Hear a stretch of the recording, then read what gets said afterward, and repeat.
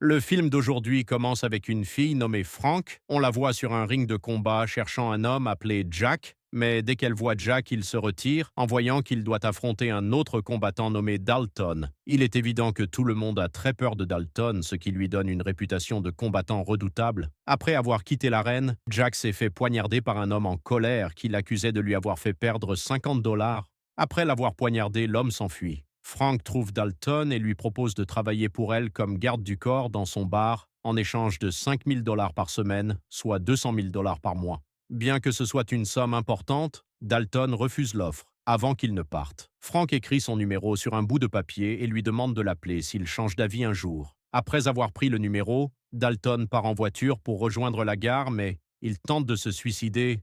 Heureusement, il échoue. À ce moment-là, il décide d'appeler Frank et d'accepter son offre de travail. Le lendemain, Dalton arrive dans la ville de Glasgow, une destination touristique très belle, mais malheureusement infestée de gangs et de trafiquants de drogue. Dès son arrivée, il est accueilli par une adolescente nommée Charlie, avec qui il devient rapidement ami. Plus tard dans la journée au bar, un groupe de voleurs entre et commence à déranger les clients. Dalton s'approche de leur chef qui dit s'appeler Dale et lui demande si les motos garées dehors leur appartiennent. Quand Dale confirme, Dalton sort pour s'en assurer et les voleurs le suivent, craignant qu'il n'abîme leur moto. Lorsqu'ils essaient de l'arrêter en l'insultant, Dalton leur donne une leçon et les frappe tous. Après cela, il les emmène à l'hôpital où une médecin nommée Aya les soigne. Aya, qui observe ses réactions, sort pour l'affronter et le réprimander, remarquant qu'il est lui-même blessé. Elle le force à entrer pour se faire soigner et désinfecte sa plaie. Il y a une tension évidente entre eux, marquée par des regards pleins d'admiration. De retour au bar, Frank remercie Dalton pour sa réaction rapide et sa protection,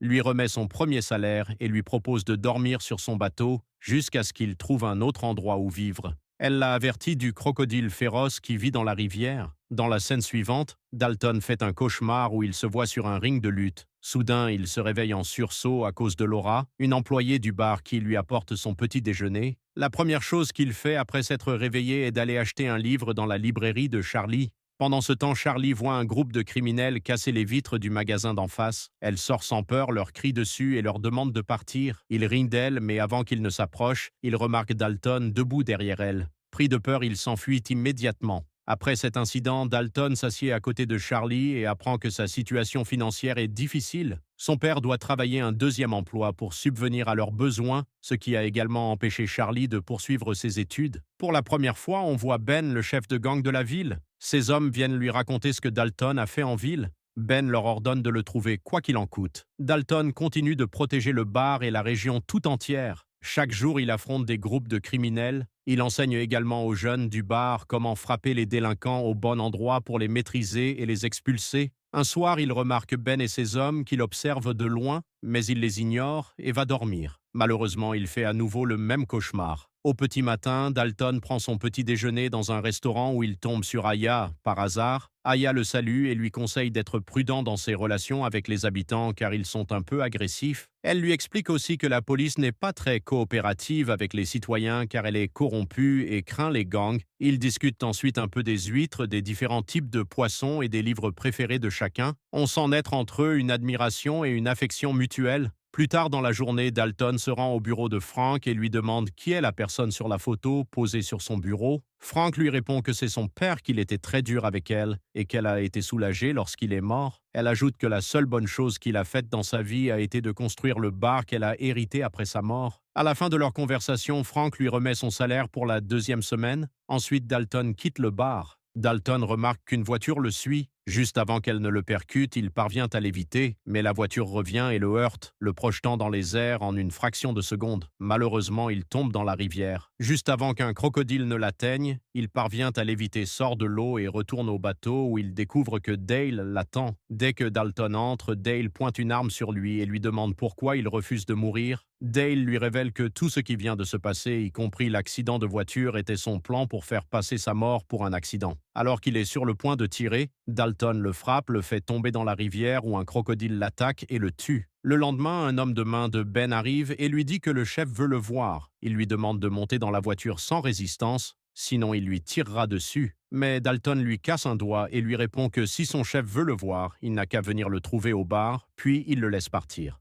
Dans la scène suivante, Aya vient chercher Dalton et lui propose de monter dans sa voiture. Ils font un tour dans la région et discutent. Aya commence à lui parler d'elle-même, sa date de naissance, son enfance et d'autres détails personnels. Soudain, Dalton devient nerveux, s'éloigne d'elle et lui dit clairement que c'est un rendez-vous romantique et qu'elle ferait mieux de rester loin de lui car elle risque d'être blessée à cause de lui. Mais elle s'approche de lui dit qu'elle sait tout sur son passé et lui avoue ses sentiments. Ensuite, on découvre un autre personnage. Nix qui entre par effraction chez Ben. Surpris, lui demande ce qu'il fait là et qui il est. Nix lui répond qu'il a été envoyé par son père, Brandit. Ben est choqué car son père est en prison et il ne sait rien de leurs affaires actuelles. Nix lui explique que son père est capable de tout savoir, même depuis sa cellule en prison. Dans la scène suivante, Dalton et Aya reviennent au rivage. En descendant du yacht, Dalton trouve un groupe de policiers qui l'attendent. Il lui demande de venir parler avec eux en privé. Quand Aya les a vus, elle a semblé contrariée comme si elle les connaissait. Dalton est ensuite monté dans leur voiture et le maire a commencé à le menacer. Il lui a demandé de quitter la ville et de retourner d'où il venait sous peine de le regretter toute sa vie. Dalton ne comprenait pas pourquoi le maire disait cela, surtout qu'il est censé être un policier et aider à débarrasser la ville des criminels. Dalton lui a répondu qu'il ne quitterait pas cette ville tant qu'il ne le voudrait pas. Le maire furieux a tenté de le frapper et a levé son arme pour le tuer, mais Aya est intervenue frappant le maire au visage avec un objet. Elle a ensuite emmené Dalton avec elle. Dans la voiture, Aya lui a révélé que le maire corrompu était son père et qu'il travaillait pour Brandit. Elle lui a également expliqué que Ben est le fils de Brandit qui est actuellement en prison. Aya a averti Dalton qu'il devait quitter la ville dès que possible car ils essaieraient sûrement de se débarrasser de lui. Elle lui a expliqué qu'il était devenu un obstacle à leur plan, détruisant tout ce qu'ils tentaient de faire. Le soir, Ben est venu au bar et a interrogé Dalton à propos de son ami qu'il avait tué dans le ring de combat malgré sa victoire. Dalton a ignoré la question et est resté silencieux. Ben a quitté le bar où Nix l'attendait à l'extérieur. Ben s'est approché de lui et lui a dit de briser ses os jusqu'à ce qu'il hurle de douleur. Nix a pris une batte de golf et est entré dans le bar où il a commencé à tout casser et détruire. Il s'est attaqué aux gardes et les a battus violemment, devenant un véritable monstre déchaîné. Le bar a été littéralement réduit en miettes et Nix a commencé à appeler. Dalton est finalement sorti et a demandé à Nix ce qu'il voulait. Nix s'est précipité sur lui et une longue bataille s'est engagée entre eux. Le combat a duré un long moment plein d'action et de chaos.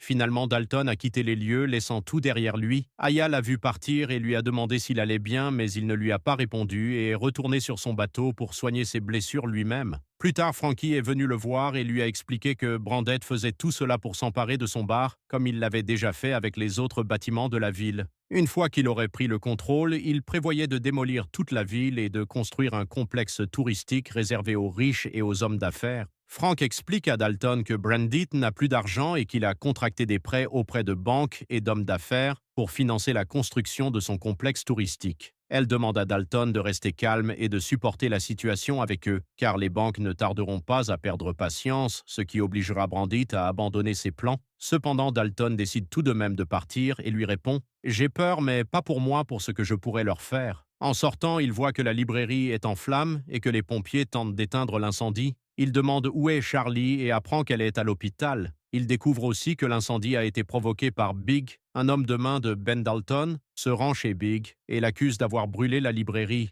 Big lui répond « Bien au moins le message est passé ». Avant que Big ne puisse le poignarder, Dalton le frappe, lui casse le cou et en finit avec lui. Après cela, il retourne sur son bateau pour dormir. Pendant la nuit, il entend un avion et sort pour voir ce qui se passe. Il découvre un groupe de bandits en train de transporter de la drogue avec l'aide de policiers corrompus. Dalton tue l'un des trafiquants, récupère une valise pleine d'argent et assomme le policier. Le lendemain, Dalton va voir le maire et lui explique que Ben a kidnappé sa fille Aya et qu'il menace de la tuer, s'il ne récupère pas son argent rapidement. Dalton propose de négocier avec Ben. Il prend le yacht d'Aya pour aller le rencontrer. Sur le yacht, Dalton cache une bombe avant de discuter avec Ben. Quand il demande où est Aya, Ben reste concentré uniquement sur son argent. Pendant leur conversation, Nix arrive sur place. Profitant de l'occasion, Dalton déclenche la bombe, créant une énorme explosion. Dans le chaos, Dalton commence à chercher Aya frénétiquement. De son côté, Aya tente de s'échapper et réussit finalement à rejoindre Dalton.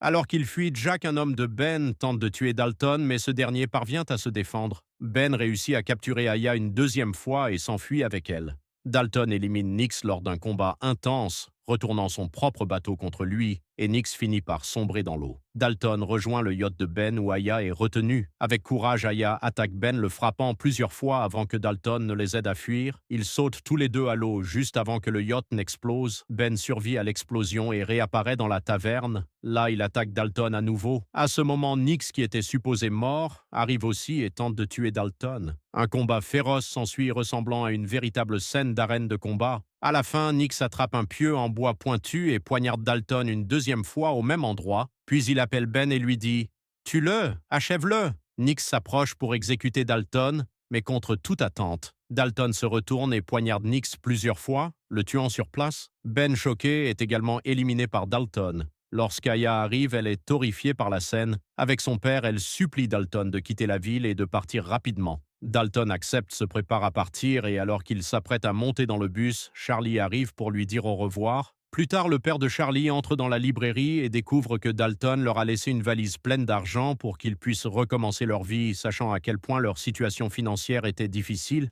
Dans la scène finale, on voit les habitants commencer à reconstruire la ville et à la restaurer. La criminalité ayant disparu, la ville retrouve sa beauté et son calme d'antan, et c'est ainsi que le film se termine. Restez avec nous pour de nouveaux films à venir. À bientôt.